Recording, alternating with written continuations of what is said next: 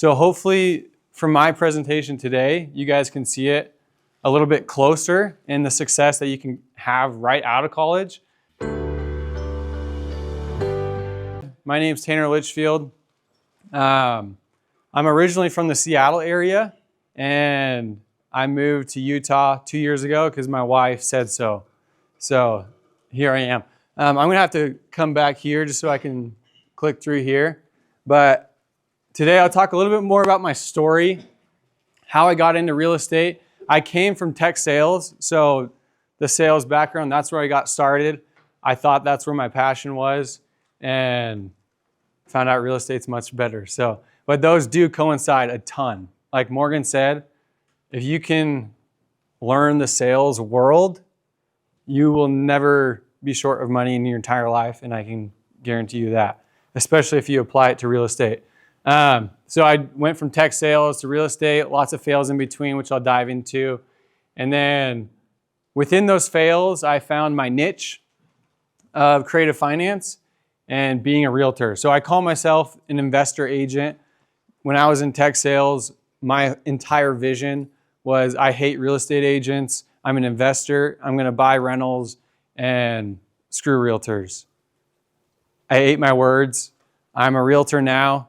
Still hate agents, but here I am, still buying investment. So now, really where I've found my expertise and where I've got a lot of my traction is finding creative finance deals in Utah.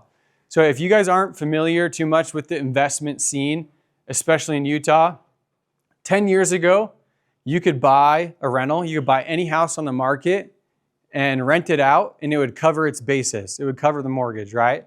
In today's day and age, that's so far from the truth. If you went and tried to buy a rental in Utah right now, you would lose 500 plus a month, right? Like it doesn't work. So how I've adapted is the creative finance world, where I can get much lower interest rates than the bank so that I can cash flow in high appreciating areas. So I'll dive into that a lot more, and that's probably the bulk of my presentation today is finding those cash flowing deals. And then we'll dive into some Q&A. Really where I feel like my career started is when I got married. I met my wife, Morgan, at Utah Valley University, not even a university compared to here. So I was just trying to get that paper and leave. And that's exactly what I did. But in the meantime, I met my wife, Morgan, and that's really where I feel like my career began. Before, I was just a young kid living life. Life was good. Until I got married is when my entire mind shifted into, okay, now it's not just about me. It's about preparing to build a family and to provide for my family. So my wheels started turning there. Now, in 2 days, I'm having my first kid. So kind of wild. We've been married 5 years and we're having our first kid on Thursday. So it's been a wild journey. But okay, so when I was first in college, the first 2 years, I thought I was going to be a dentist.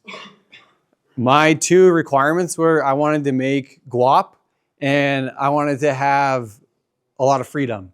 And so the people in my life that had a lot of money and had freedom, there was two dentists and they had Fridays off. They made multiple six figures. I was like, that's the life I want. So that's what I thought I was going to do. Now, when I was doing a research paper in college, part of the assignment was to talk to those mentors. And so I chatted with the one that I respected most and said, hey, listen, I want to be a dentist. Tell me more about it. What do I got to need to do? And he said, do not do it. There is not happiness in being a dentist. Digging in people's teeth, people hate going to the dentist. It's not a happy environment. So my mind shifted. Now, how can I make money while having the freedom?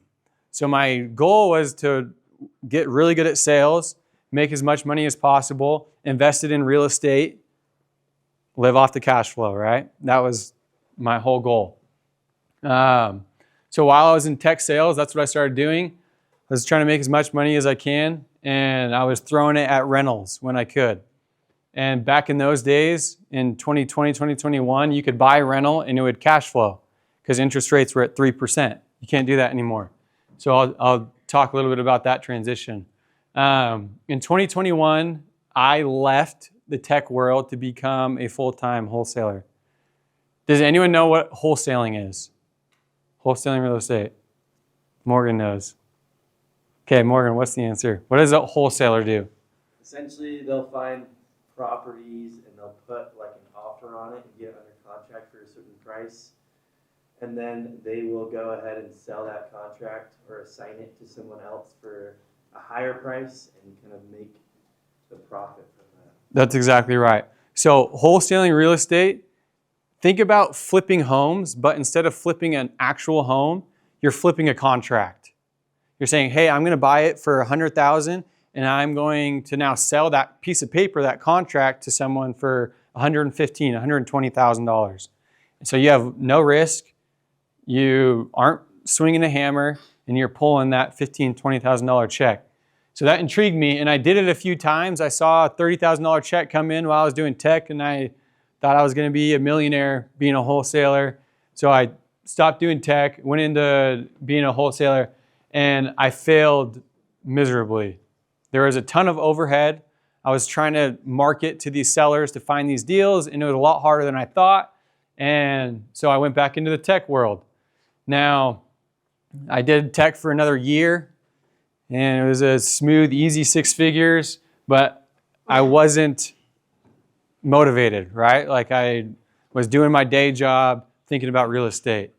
And so that's when my wife was like, yeah, I can't live in Seattle anymore. That's where I'm from. It's too gloomy. I don't like it here. I want to go back home. So at that time, when we were moving back to Utah, that's when I decided, okay, if I'm going to dominate, I shouldn't use the word dominate, but if I'm going to make my way in real estate, now's the time to do it. I'm in a brand new environment. I have a lot of hunger underneath it, and so this is my time to figure it out. So we moved to Utah, and I decided that's when I was going to go full-time into real estate. So when I talk about losses, I've had a lot of freaking losses in my real estate career. People make it seem a lot easier than it is, and especially for these small guys like me, compared to Marcus and Millichap, compared to Brandon Fugal, who drives a helicopter and a Lamborghini, right? Like, I'm a small guy. These losses mean a lot to me. So when I've had some big checks, and I've had to learn a lot about where that money goes after I make it. It's not about how much money you make, it's about how much you're keeping, right? So I flipped a home, and I'll get into that in the next slide, some of my big wins, but I flipped a home, made 200 grand, I think it was like 240 grand, and I had never seen that much money hit my bank account in my life. So I was like, okay, I'm gonna invest this, get some cash flow, hit the beach. And sadly, this is what I spent my money on, and I had a lot of losses, right? It's not always easy money. So I put 40,000 into Amazon, didn't send one document, lost me 25 grand, lost 40 grand on a flip. I lost 180 grand of my own cash on a sub 2 deal, which is a form of creative finance. We can chat more about that after if you're curious. And then I just like 2 months ago lost 15 grand on a flip in Orem.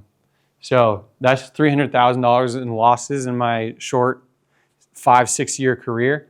But on the other side of that, I always like to talk about my losses because not a lot of the gurus, people on social media talk about them, right? They make it seem like it's a lot easier than it is. Now here, there's always good on the other side too, right? So just between 2 flips that I've done 10 plus flips, but in 2 of the flips, my 2 biggest ones, I made over $620,000. And in this process, I've acquired 13 units. And in the last 21 months, since moving to Utah, having that hunger and having that direction, I've closed 33 million in volume. So that hunger is very, very important in this industry. Prospecting, your discipline, it's not easy. That's what I'm trying to get at, is this industry is not easy, but if you set your mind to it, it can be absolutely massive for yourself and for your family. So the cool thing too is like in between my 13 units that I own, that covers about 80% of my living. So I could make very little money for the rest of my life and not stress too much about money, which is the beauty of real estate. Now, my intentions are to grow much bigger than that. And so, of course, I'm going to still work and push myself. But that's the joy of what investing in real estate does. So just from being in Utah, I mentioned that 33 million in volume sold. The easiest way to digest that from the investor agent world, right, is let's say the average home is $500,000 in Utah. I've sold 66 homes. Now that's not the exact number, but you can visualize that a lot easier. And then since being in Utah, a little bit less than 2 years, I've acquired almost half my properties. So, okay. So now really the actionable steps of what you guys should be taking notes on is how I'm finding these cash flowing deals. If you can get good at finding deals in real estate, similar to the sales world, you will never go broke. The cool part about finding deals in real estate is that, one, you can wholesale it, like Morgan explained. You can take a $20,000, $30,000 check, or you can keep that property, let it grow, and in 10 years it's worth double and it's cash flowing. So these are the joys of real estate. If you can learn how to find good deals, it'll change your life forever. And that's what I've done. I've found a way to find cash flowing deals in Utah when 99% of other agents, investors can't do it. So here are the 3 steps to where I feel like you guys can learn to find cash flowing deals. And if I'm getting close to my time, just let me know, Morgan. So number 1, understand what a deal is. You need to have a clear picture of, is this a good deal? Is this a bad deal? Number 2 is creating your lead funnel. And number 3 is making a ton of offers. So I'll dive into those a little bit. Okay, understanding what a deal is. I know you guys are in the beginning stages of it, but when you are analyzing deals, there's a few different metrics that you can look at. Cash on cash return, a cap rate, right? An IRR. As you guys are learning real estate, these are a lot of the numbers that will be thrown at you. For me specifically, I care most about cash on cash return because I'm doing small multifamily and single family. As you guys go into 5+ units, a lot of people are now talking about cap rate. So that's something to understand. So now for me, I understand that I'm looking at a cash on cash return and I want an 8% minimum cash on cash return for my personal acquisitions. And that's huge. And I'll dive into that more in the weeds. So you'll need to analyze hundreds and hundreds of deals with that equation so that you can understand when those deals come across your plate. Now, if you guys are like, okay, I don't even know where to start. 8% cash on cash, cool. If you guys are trying to find these deals, the best way that you can find where people are buying, especially if you're wholesaling them, is to talk to buyers like me. I can guarantee that if you guys find me a deal that cash flows in Salt Lake County, Utah County, with an 8% cash on cash return, which is only seller finance right now, I will buy it. So that's my 2 cents on that. Okay. Like I was talking about, my specific buy box is 8% cash on cash return. I will buy a 6% cash on cash return if it's in an insane location. I'm looking at a 7-plex right now in the avenues. That's probably more like a 6.5%, 7% cash on cash return. And as you guys, if you know the avenues, I will gladly sacrifice some of my numbers to own a 7-plex in the most desirable location of Salt Lake and Utah, right? So there's some wiggle room in there. Now, cash on cash return specifically, let's say I cash flow $1,000 a month, and that's $12,000 a year. If I put $100,000 into that property for the down payment, the rehab, whatever it might be, that's going to be a 12% cash on cash return. That's impossible to find in Utah. Not impossible, but it's hard to find in the long term. But that's the example of the equation of cash on cash return. Okay, so now the amount of people that send me deals that, hey, this is a 15% cash on cash, this is a 16% cash on cash return, and then I'm actually plugging in the numbers. Like Morgan is a freaking hustler, and he's always looking for deals. He sent me one the other day. He's like, hey, Tanner, this is a 5 or 6% cash on cash return. My text back to him, I said, what is it really? Morgan is a freaking hustler, and he's going to do crazy things in the real estate industry. And I don't even know what that deal ended up being because I didn't analyze it. But this is what a lot of people miss, is what is included to figure out what your cash on cash return is. If you need to figure out your cash on cash return, the number one thing that you need to figure out is, what's my cash flow? Cash flow is thrown out there as one of the loosest terms there is. Grant Cardone talks about cash flow a ton, right? So for me, cash flow, like true cash flow, is what I could safely take home every single month and not stress about that property. In order to not stress about that property, I need to keep in mind every single expense that could possibly come to it, right? I have my maintenance in CapEx. I have utilities, HOA, property tax, insurance, vacancy, property management, if you're doing it yourself, if you're hiring out a company, right? So I make sure all my expenses are included in there to make sure I'm having an accurate cash flow. And if you guys have questions in the middle of it, feel free to interrupt me. Is there any questions right now? What's that, brother?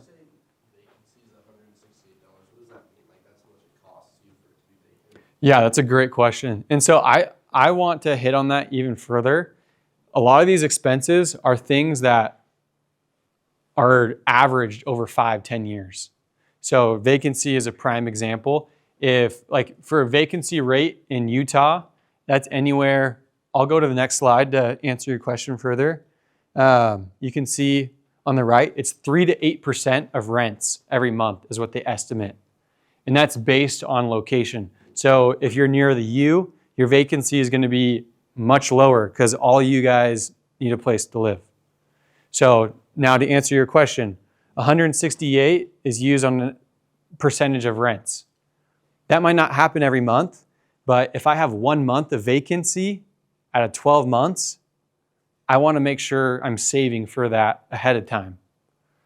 So same thing that goes for CapEx. CapEx is like roof, water heater, furnace, the more expensive things that you're not going to think about on a month to month, but they don't last forever. They might break in 5 years, 10 years, 15 years, but you want to start saving for them today because they don't last forever. Does that answer your question? Perfect. Any other questions while we're here? Perfect. That was a really good question. Okay, while you guys are here, I would take a picture of this. When you guys are analyzing deals, these are important metrics to have.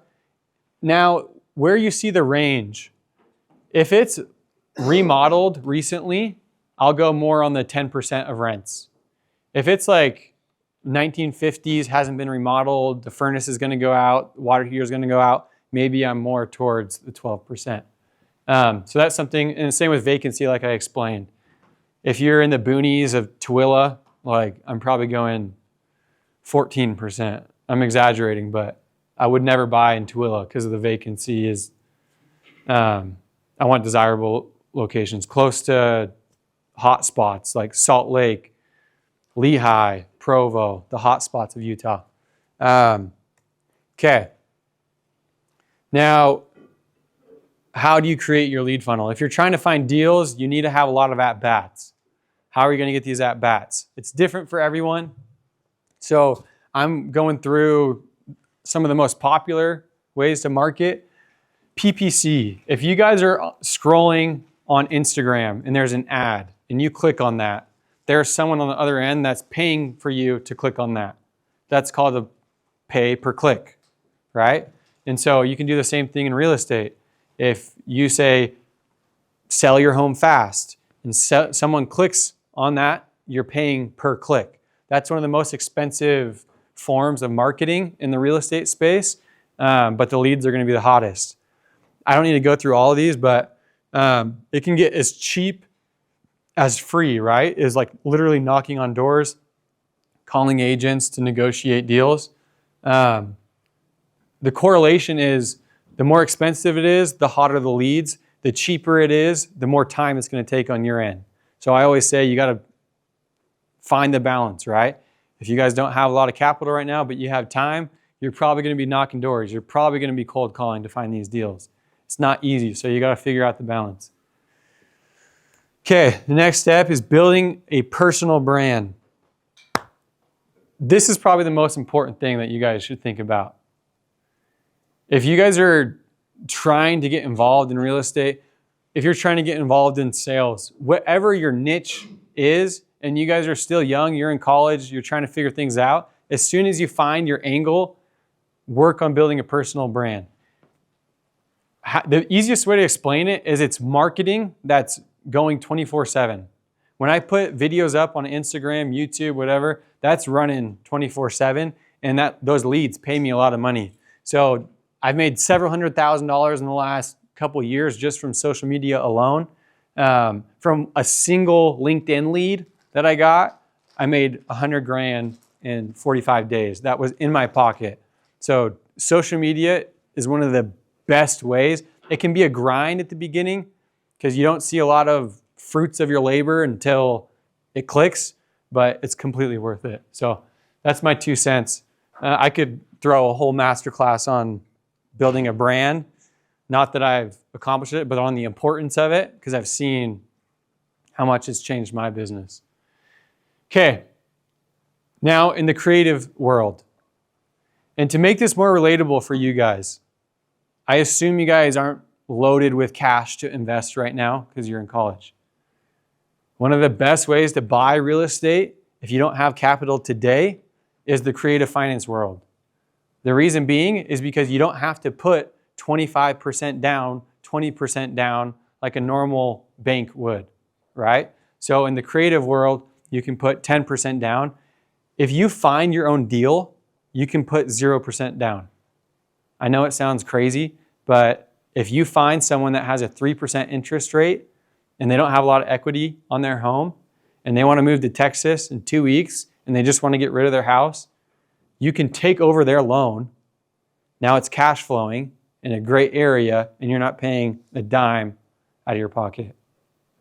Those deals are hard to come by, but it's possible. People do it all the freaking time. Now let's say it's not 0, but maybe it's 40 grand versus a normal investment takes 120, 150 grand to get into it, right? So that's why you guys should be interested as beginners or as people who are interested in the investment world, is because the barrier of entry is a lot lower. Okay, so when I'm talking about these creative finance deals, I prefer to work with someone that owns their house free and clear. Like if your grandma, your grandpa, your uncle, your aunt owns their house free and clear and they want to sell, hit me up and I'll pay you. The reason being is because if your relative, I should stop with that analogy, but if this person wants to sell their house and they own it free and clear, that opens it up completely. If I'm buying a house from Morgan and he wants to be cashed out completely, the only term that I can negotiate with Morgan is the purchase price, because the bank decides the rest of it. The bank's going to tell me how much I'm putting down. The bank's going to tell me my interest rate. The bank's going to tell me I'm on a 30-year amortization schedule, and the bank's going to tell me it's due in 30 years, right? Or it's paid off in 30 years. Whereas if Morgan owns his house free and clear, and I say, hey, Morgan, I will give you the exact dollar amount that you're looking for in your house, but in return, I need you to be my bank. Now, Morgan's going to give me a 3% interest rate. I'm going to give him $50,000 down, and now I'm cash flowing in a great area. It's not that easy, right? The marketing makes it seem like you can do this every single day, but that's the exact concept that I've done to find deals, to buy deals, and it works tremendously. The cool part too, when you're working directly with the seller, is you can find a win-win situation way easier than with the bank. Because if all you're negotiating if all you're negotiating on is price, then you guys are going to be, it's going to be hard to find a balance. Whereas if you have all these terms, you can mix match until you find a win-win. What's up, Morgan? Explain how, like we understand how it's a win for the buyer, but how could it be a win for the seller? That's a great question. So yeah, like that's a lot of the questions I get. Why the hell would someone take on a 3% interest rate? Now, the reason that's a question is because if they can take their capital from selling their house and put it in a high yield savings account, they're getting 5%, right? So the reason that sellers benefit from this, number one, and most importantly, is tax reasons. They can save a ton on taxes if they do an installment sale. I could dive into that, but I don't want to bore everyone, but you're deferring your capital gains. So that's number one, why sellers would love it. Number two is they're getting a premium for their house. If I get a 3% interest rate, I care much less about my purchase price, right? Because I care about cash flowing. So that's another reason. They're getting the price they want. And number three is they're still getting passive income without fixing a toilet. So, does that answer your question? Okay, any other questions on that slide? Okay, perfect. That's it. That was fast. What time is it? Okay, perfect. You got a question, brother? Yeah. So when they're acting as the bank, what's the schedule? Like how long would you be paying them for the house? That's a great question. So let me rewind to answer you. This last note, number 5 is balloon payment. And that's exactly what you're talking about. The bare minimum that I like working with is 5 years. The longer, the better for me as the buyer. Usually the shorter, the better for the seller because they want their money. There's some sellers that say, no, I like these checks, even though it's 3%. I want to ride this out for 10 years. The other reason they might want to ride it out for 10 years is because if their tax bracket changes on that installment sale, they can save even more taxes if they delay it further. So I'd say on average it's 5 to 7 years. I'm always shooting for 10 if I can get it. So, what's up, brother? So like on that big sub 2 loss, was that a due on sale clause? Yeah. Like, can you talk about your experience with that? Yeah. And this might go over some of your head, but the simplest way to put it is when you are taking over someone else's loan, there's a risk of a due on sale, right? So the best way to think about this is it's not illegal because there's contracts in Utah that allow you to do this, but the banks don't want you to do it. The banks say in their contract, you can't take this over. So I took over a loan. I had no idea what loan I was taking over. This is one of my first creative deals, and they called the note due. Now, the reason I lost a lot of money is because there was a deed restriction, which pretty much just means there's a rule on the loan that says investors can't own this. It has to be owner occupied, and the loan servicer can knock on the door once a year to verify that the owner lives there. So I was screwed. Now, my next thought was, okay, if I can't own this property, I need to sell it ASAP because the bank will still let you do that if you have permission from the original seller. That original seller was nowhere to be found. I'm calling his aunt, I'm calling his brother, trying to get a hold of him. He's apparently a drunk and nowhere to be found. And so I can't get the signature to request the payoff to even sell it. So it goes to auction and I lose 180 grand. You know, Bigger Pockets, I spoke about that loss on Bigger Pockets. So if you want like a 45-minute in-depth, I can send you that video. But kind of wild. So any other questions there? I've talked a lot about that, L, so I'm open with. Did you go over like the unlucky decision in Orem? The unlucky flip? Yeah. Yeah. So honestly, flipping is hard. It's freaking hard. And so with that flip, I thought I was going to make like 80 grand. And we walk in, there's an addition that was built that the city knew about that I didn't know about that needed to be torn down. So that ate into profits. The roof, I was told it's a metal roof. I should have done the due diligence. I didn't. And so we needed to replace that. And then it needed a complete rewire. and it went twice as long as it should have. So just a lack of due diligence on my end. But for that reason, I just don't love flips. So. Has there any been any deals where you were kind of halfway through and like thought it wouldn't make money, but like you still went through with it, kind of like with the Oregon one, or you kind of sensed that out?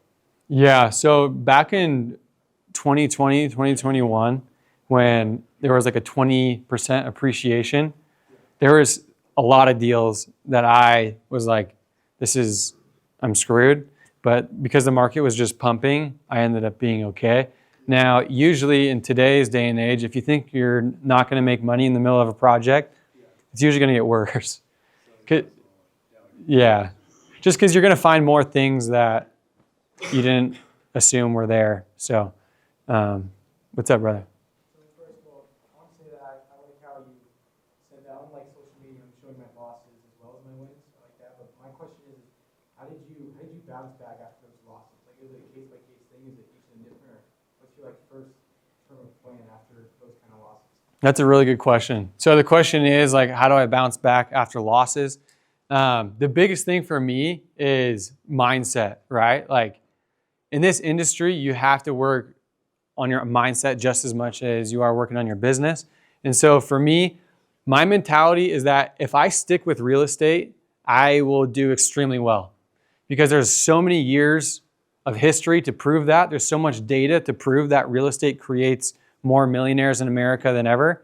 So that's my mentality is I just got to learn from this and get back into the trenches and go from there. So that's my mentality. I think it's more of a mentality thing than anything. So what's up, brother? So if you lost everything and like you had to start over fresh, kind of like a lot of us right now are kind of starting fresh, what would you do? That's a good question. I think if you're understanding that real estate is your avenue, the first thing that I would do if I was starting over is I would go to a team to where I could learn a lot super fast. Whether it's like being an agent, whether it's working for a wholesaler, like find your lane and learn from someone. And then once you have the confidence to do it on your own, then branch off. I think from the investment scene, if you're starting from scratch, the wholesale world is the best place to start because there's no risk. You'll get good at finding deals. And then as you get better, you start taking on yourself like you've been doing, Morgan. So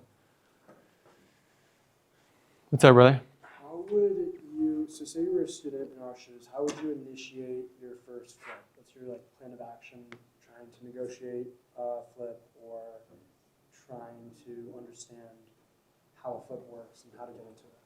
Yeah, I think, so the question is like, if you're a college student and trying to get into your first flip, what would you do, correct? For me, honestly, it's analyzing hundreds of deals. Like you won't know what a good flip is in front of you unless you've analyzed a ton. Because the truth is 99% of deals from wholesalers on market are going to be terrible. So it's about finding that needle in the haystack to then pull the trigger. Now, if I was in your shoes in college, I didn't have capital when I was in college. So I find that deal that looks good from a flip and then I'm wholesaling that, taking the 20 grand and saving till I'm confident. Now, if you have access to capital that you can raise, then that's a different story. But I would still recommend if it's your first flip, maybe find a partner that can guide you through it. Take half the loss or take half the check, but learn 4 times as much. So that's what I would recommend. What's up, brother? What are some of the things that help you strengthen your negotiation skills? That's a great question. So what are some things that I've done to help my negotiation skills? Taking action, 100%. There are so many opportunities for you guys to learn from real estate club, from going to events in Salt Lake, and it can be draining. Now, the biggest thing that people don't do is take action on the other end. I always say it's easy to be successful in this generation because people aren't willing to take action. So if you want to sharpen your negotiation skills, if you want to sharpen your flip skills, it's repetition, taking action as much as possible. But like being more tactical on that too, I think figuring out how to listen more than pitch in the negotiation world helped me probably the best. And that's what tech taught me. It's being less pushy and then listening more. So, what's that, brother? Would you ever look to pivot into commercial real estate for an investment, like, I don't know, a flex space or something like that? Yeah, that's a great question. And okay, so one of my, Thatch Nguyen, he's on Instagram. He's like, buy this, not that, whatever. That's one of my personal mentors from Seattle. He's worth multi millions, and he came from absolutely nothing. His philosophy is that the bigger asset class doesn't mean you're making more money. And that's where a big misconception is that if you go to multifamily, now you're making a lot more than people that dominate in the small multifamily or single family space. So that's what I try and remember is like my expertise is in small multifamily and single family. That doesn't mean I need to go to a different asset class to upgrade. So I have that on one side. Now on the other side, it's a lot easier to raise money in these bigger asset classes like commercial, multifamily. And so I've been thinking a lot more about mobile home parks, which is a form of commercial real estate because of the banking side. So yes and no. That's kind of a long-winded answer to that, but any other questions? What's that, brother? Say someone wanted to start looking for a flip and learn how to start underwriting them, where would you say start looking for deals like Utah real estate, become friends with agents or wholesalers, and then how would we learn how to underwrite a flip? Yeah, that's a great question. So the question is like, if I want to start analyzing deals, where do I begin, right? Facebook groups are a massive, massive opportunity. There's a ton. I have my own like Beehive investment community that I've been growing. But I would join like the top 10 Utah real estate investor Facebook groups. You're going to see a ton of deal flow on there. And then I would just plug those in, find a calculator that makes sense for you. There's calculators everywhere. And if you need one, then DM me. I'll throw my Instagram up here. I can send you a calculator. But once you're in the Facebook group, there's going to be deal flow in there night and day, and just plug those in and get good at it. And then once you start getting familiar, then maybe you can start playing with some on Zillow and stuff. Does that answer your question? Yeah. Perfect. Awesome. Okay. Any other questions? Do you write your own contracts for flipping, doing all your procedures in real estate? That's a great question. I don't write my own contracts. The reason being is because Utah has standard forms that make it super easy. The issue when you use your own contracts, which is definitely possible, especially if you're going direct to seller, but a lot of times I'm going directly to an agent and they're familiar with the Utah standard documents. And so it makes it a lot easier to get deals done. So I just use the standard documents from the MLS.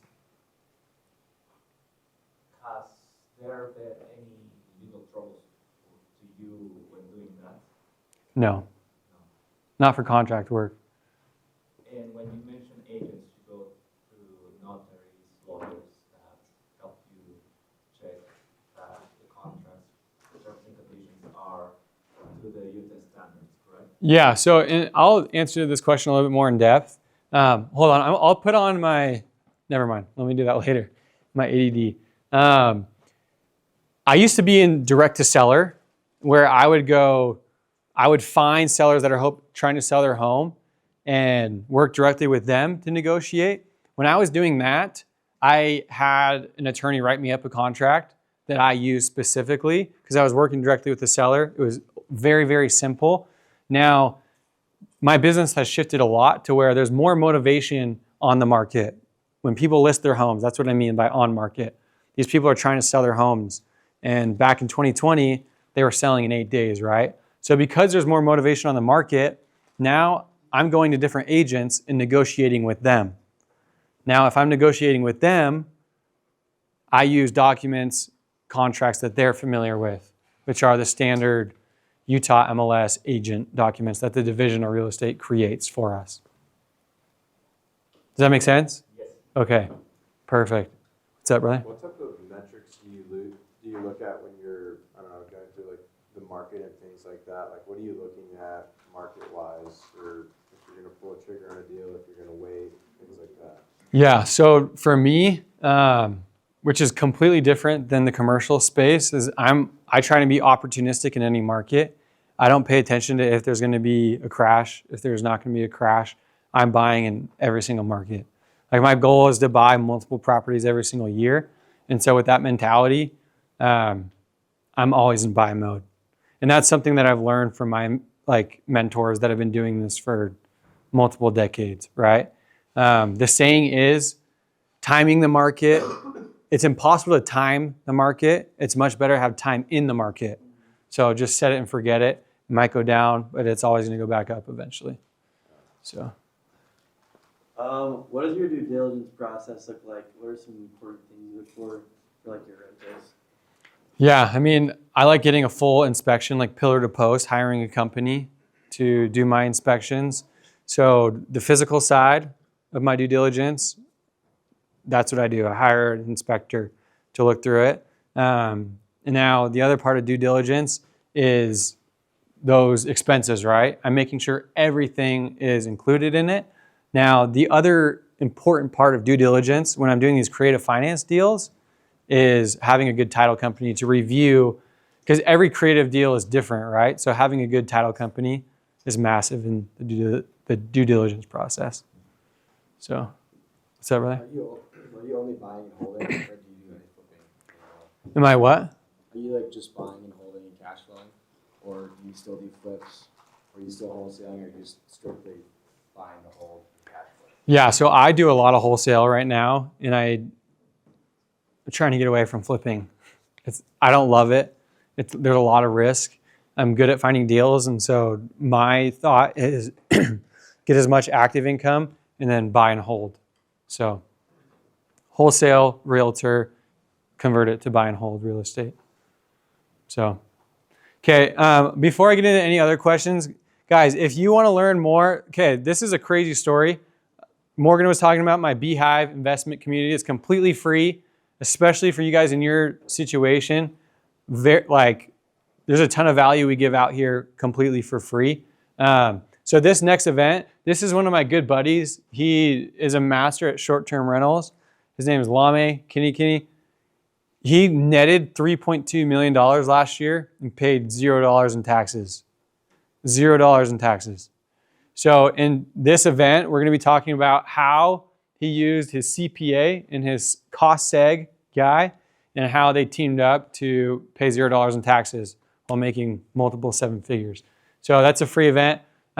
If you guys missed this QR code, it'll also be on my Instagram. So if you want continued education, I put a ton on my Instagram, and YouTube's more in depth. But I appreciate you guys coming out. And yeah,